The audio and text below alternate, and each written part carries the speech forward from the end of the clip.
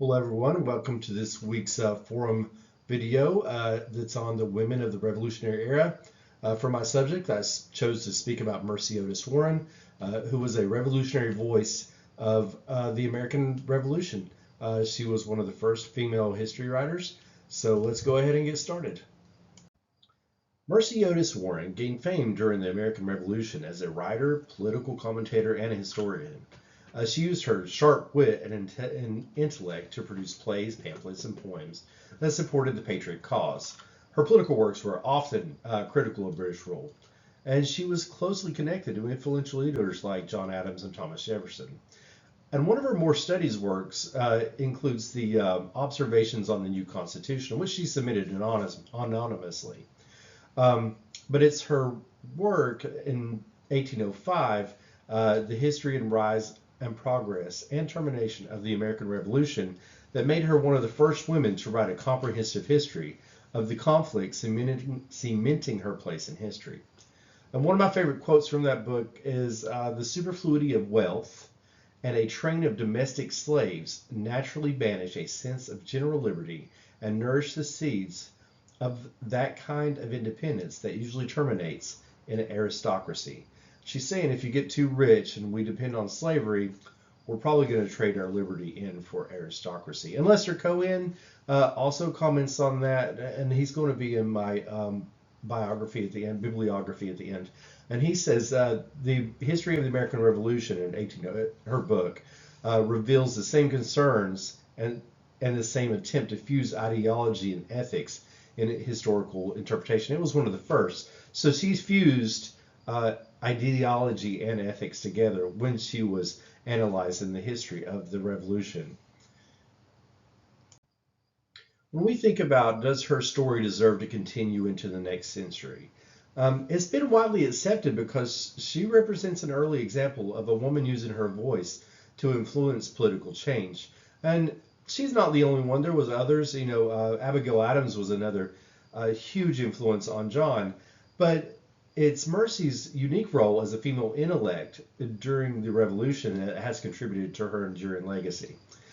I believe her story should continue because it highlights the often overlooked contributions of women in America's founding. Warren's legacy also challenges like the gender norms of her time, and we're going to talk about a little bit more about that on the next slide. And it makes her a symbol of early feminism. The enduring relevance of her work underscores the value of diverse voices in history. This is something we learn about as we go through history in our classes. Another historian, Botting, states that Women Writing War, her journal article, that Warren, along with Hannah Crocker's dissertations, represent two of the earliest historical works by women writers to record the central events of the American Revolution.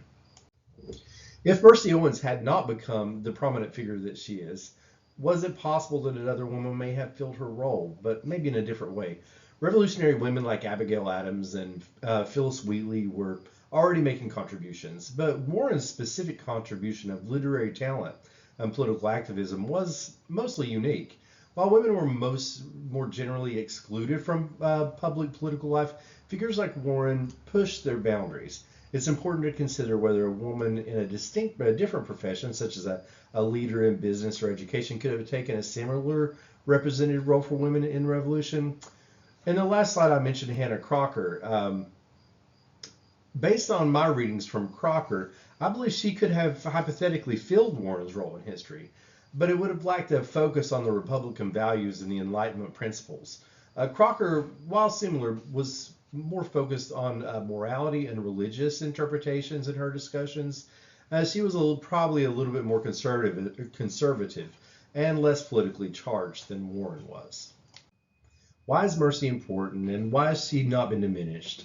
Having a famous female figure like Mercy is crucial for our historical balance. She represents the intellectual and political contributions from women at the time, when those voices were often silenced. Her writings prove that women had agency and influence in the founding of our nation. Despite criticisms that question her historical accuracy or political views, these writings really haven't diminished her public praise. The public's need for heroes of all backgrounds likely contribute to Warren's continued respect, reinforcing her status as an iconic figure in our history. Oriovich's legacy profile of Mercy Warren boldly states that she may have been one of the foremost female intellects of her generation.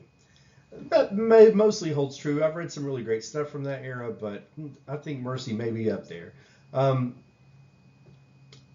only because of her writings, but because of her influence with some of the great thinkers and philosophers like Jefferson and Adams, who consulted Mercy in a time when women's opinions were often disregarded. And that's pretty impressive. Thank you for joining me for our second video forum. And I hope to hear from you guys soon. Ask me some questions, and I'd love to expound on my research of Mercy Otis Warren. All right, I'll see you guys in the forum. Have a good day.